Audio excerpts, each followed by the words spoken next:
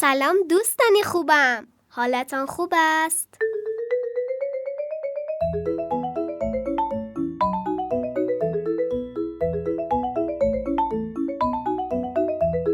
الحمدلله. انشاءالله که همیشه خوب باشید. ما آمدیم با یک قصه دیگر.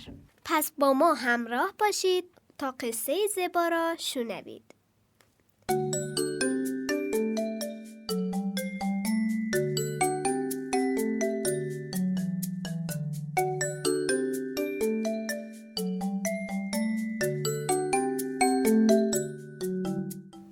داستان گنجشکی فراموشکار.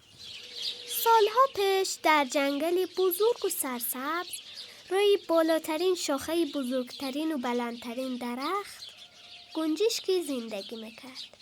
گنجشکی قصه ما روزی تصمیم گرفت که برای دیدن دوستش به خانه او برود. صبح زود حرکت کرد. از جاهای زیادی عبور کرد. اما گنجشکی کوچک قصه ما یک مشکل داشت و آن هم این بود که فراموشکار بود. او در راه فهمید که خانه دوستش را فراموش کرده است. او از بالای دریاچه پرواز کرد که آنجا یک کوه سفید زیبای در حال شنا کردن بود. او از کوه نشانی خانه دوستش را پرسید، اما کوه سفید نشانی خانه دوستش را نمی‌دانست.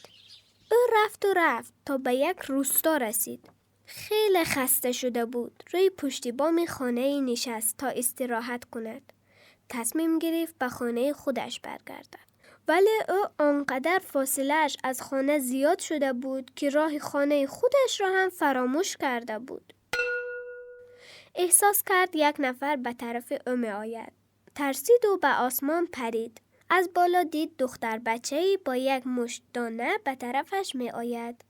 دخترک به او گفت: چی شده است گنجشک زیبا؟